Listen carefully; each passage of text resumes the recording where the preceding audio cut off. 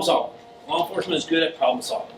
That's what we do. We respond in situations in a matter of minutes and seconds. We have to make a decision on what to do.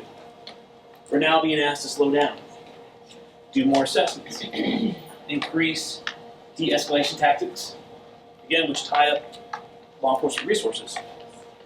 We got to have a perk condition to talk to everybody. We have to slow down and not just grab them, throw them in jail, and move on to the next call. Again, prior solutions, jail, prison, call the parole officer, if there's still some around. Probation officers, ask for a hold. That was pretty much what everyone did. Hey, I got someone with a needle, can I take him to jail? Not so much anymore. Did we solve the problem, or did we just push the problem down the road to deal with it another time? Hey, I booked him in jail, I'll see you tomorrow, good luck. How do we solve the revolving door when we no longer use the jail and prison system as a band-aid detox? It's getting harder to book someone for chemical dependency in jail. Even with probation holds, we just can't do them anymore.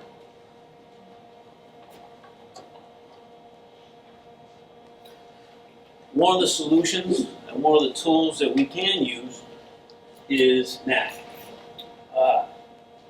Methadone was kind of the first experience with dealing with people with substance use disorders. Probation, there was no training on NAC when I came on board in 2007. There still really isn't. My first experience with people with methadone is the parole population coming back to the counties. This is when I started learning that people, this is how parole dealt with a lot of the opiate addicts that we sent them to go deal with them after we sent them to prison. The stigma is basically replacing one addictive substance with another, labeled as functioning addicts. You know, there are pros to this. People go work, build relationships, take care of their children, stay out of jail, hopefully off the street so you guys are not dealing with it. Cons, I mean, there's strong chemical dependency. It needs to be monitored. My first experience dealing with someone that was on methadone, I didn't even know they were on methadone for months. He was an opiate addict, had a history of it. When I reviewed his file, he was staying clean. I have to usually monitor the opiate addicts a little bit more than my meth users, because if they test positive, I have to make a decision right then and there if I'm going to send them to residential or not, because they just don't last long in my case, they die. They disappear on me. So this individual ended up testing positive, and I had a conversation with my supervisors who actually had experience with dealing with people who were on methadone. I said, hey, I think you should try and talk to them about it. So I'm like, all right. I talked to the guy. I'm like, hey, are you interested in methadone? He's like, oh yeah, that sounds great.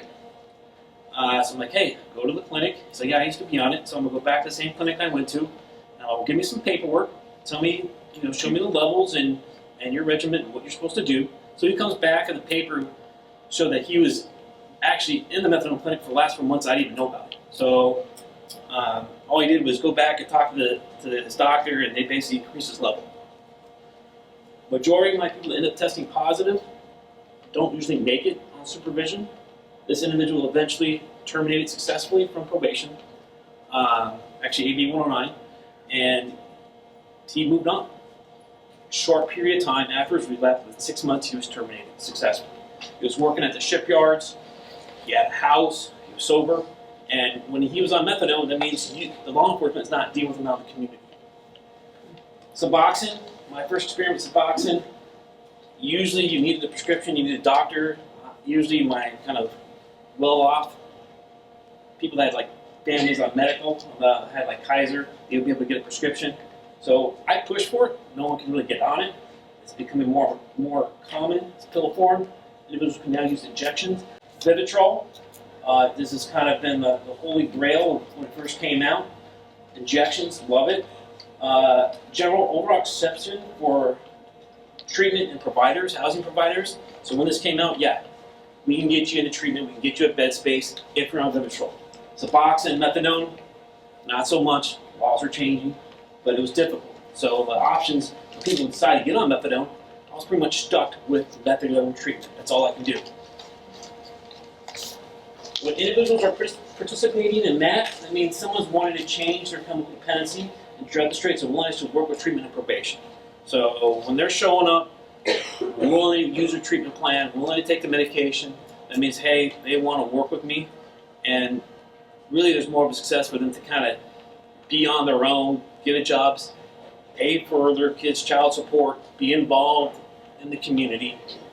These are kind of the benefits of being on that. I'm not going to go over too much. The doctors already went over there. I just put it on there because I like the little needle on there, injections. So, yeah, 30 days. Hey, throw them in residential, get their shot. This way they don't have to worry about, are they passing out the medication? Are they overusing it? You know, these are the issues that a lot of the treatment providers have, is abuse, and people who don't have the medication are using the medication to abuse it. So, I'll circle those two up there.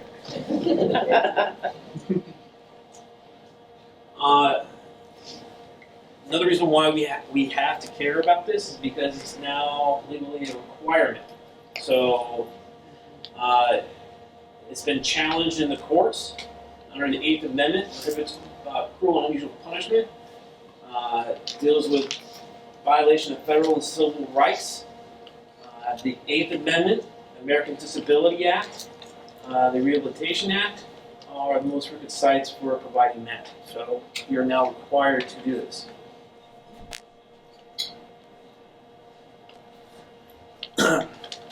Solutions to the problems.